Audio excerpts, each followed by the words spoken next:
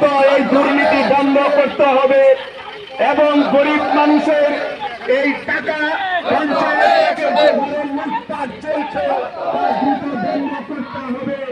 এই দাবিতে রাজ্যের আইন শৃঙ্খলা আপনাদের সামনে বিজেপি সরকার গোটা রাজ্যের সরকারি দপ্তরে শূন্যপদ হচ্ছে 50,000-এর উপর, শূন্যপদ পূরণ করছেন না।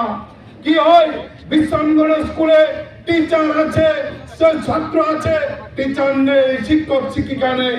হাসপাতালে যান, রুগী আছে, ডাক্তার নার্স নেই।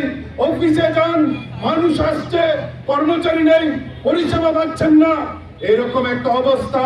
গোটা রাজ্যের 50,000-এর উপর শূন্যপদ।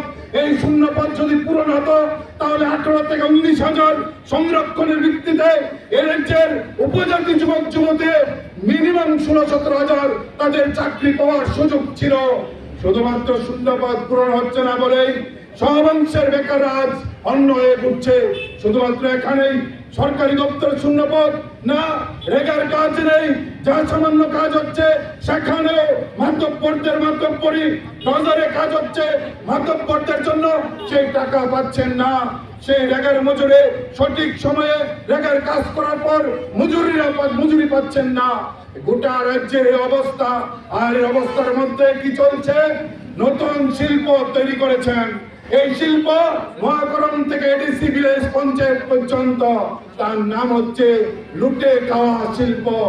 একদিকে হচ্ছে দুর্নীতি, এলাকায় এলাকায় নির্বাচিত প্রতিনিধিদের নামের সঙ্গে একটা শব্দ যুক্ত হচ্ছে, তার নাম হচ্ছে পার্সেন্টেজ। 3%, 8%, 10%, 9%। জনপ্রতিনিধিদের নামের সঙ্গে যুক্ত হচ্ছে দুর্নীতির ভয়াবহ রমরমা গোটা রাজ্য জুড়ে চলছে। আর তার সঙ্গে চলছে জঙ্গলের রাজত্ব।